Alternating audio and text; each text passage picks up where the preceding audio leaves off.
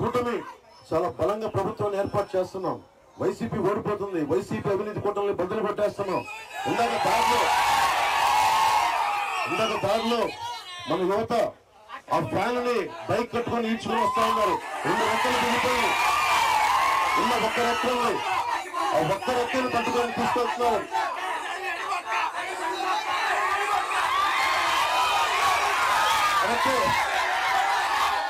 అరటిపళ్ళు తొక్కేది పండు లేదు లోపల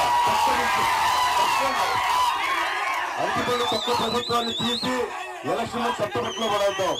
మన కూటమి తెలుగుదేశం, జనసేన, భారతీయ జనతా పార్టీ ప్రభుత్వ కూటమిని మనకి స్థాపించుకుందాం. నేను ఒక్కొక్క తెలుగుదేశం నాయకులను అడుగుతున్నా, మీరు నాకు సహకారం ఇవ్వండి. ఒక్కొక్క తెలుగుదేశం నాయకుల్ని వర్మ గారిని అడిగాను. నేను పిఠాపురంలో పోటీ చేస్తుంటే ఒకటే అడిగాను, వర్మ గారిని ఒకటే అడిగాను. మన ఆఫీస్కి వస్తే వర్మ గారు, నేను ముందు మీ ఇంటికి వచ్చి నేను మీ సహకారం తీసుకొని మీ సపోర్ట్ తీసుకోకుండా నేను బయటికి వెళ్ళను. నేను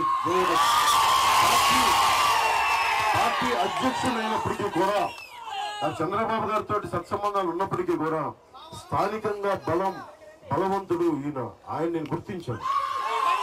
ఆయన ఒకటే చెప్పా, ఆయన ఎమ్మెల్సీగా అవ్వాలి, ఇక్కడ త్యాగం చేస్తే ఆయన చట్టసభల్లోకి కూడా వెళ్ళాలి, పట్టభద్రులు మనకి ఆ చట్టసభలోకి వెళ్ళాలి.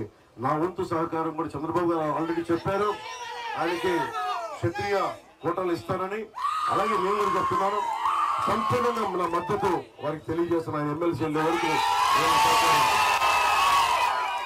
ఇప్పుడే కాదు, తెలుగుదేశం కార్యకర్తలకి నాయకులు కూడా చెప్తున్నాం, జనసేన వేరు కాదు, తెలుగుదేశం వేరు కాదు, భారతీయ జనతా పార్టీ వేరు కాదు. 175 స్థానాల్లో మనకి భారతీయ జనతా పార్టీ పోటీ చేస్తుంది. మేము అలాగే ఆలోచిస్తున్నాం. 175 స్థానాల్లో టీడీపీ పోటీ చేస్తుంది, 175 స్థానాల్లో జనసేన పోటీ చేస్తుంది.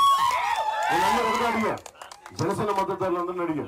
మన రామచంద్రాపురం వెళ్ళాం, వాసనశెట్టి సుభాష్ అక్కడ పోటీ చేస్తా ఉంటే టైం లేదు, దారి పొడవుతో ఆపేస్తుంటే కరెక్ట్గా 8 నిమిషాలు వచ్చింది. తన సెట్టిపల్లి కులానికి చెందిన వ్యక్తి. నాకు ఒకటే అనిపించింది, అబ్బాయికి నిలబడాలి అడ్డంగా వెళ్ళి చెప్పాను. మనస్ఫూర్తిగా వాసనశెట్టి సుభాష్ కేసి తెలుగుదేశం పార్టీ సైకిల్ గుర్తు మీద మనస్ఫూర్తిగా ఆయన గెలిపించండి అని చెప్పి నేను అభ్యర్థించి ఆర్థించి వచ్చాను. ఏం చెప్తున్నానంటే, బలమైన నాయకుల సమూహం కావాలి.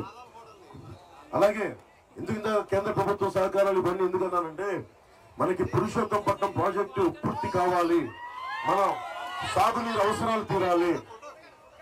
శుద్ధగడ మొత్తం 5 నియోజకవర్గాల నుంచి సమస్యలు ప్రతిసారి నేను ప్రతి ఊర్లో ఉన్న రైతాంగాన్ని చెప్తా ఉన్నా.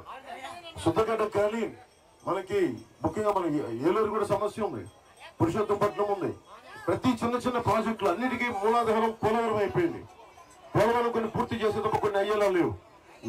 నేను ఆలోచిస్తుంది ఏంటంటే, చంద్రబాబు గారు కూడా చెప్తుంది, ముందు మినీ అర్జెంట్ ఇరిగేషన్ ప్రాజెక్ట్స్ ఏమున్నాయో, తక్కువ బడ్జెట్ తో ఏమి పూర్తి అయిపోతాయో వాటి మీద వాటి మీద దృష్టి పెడదాం.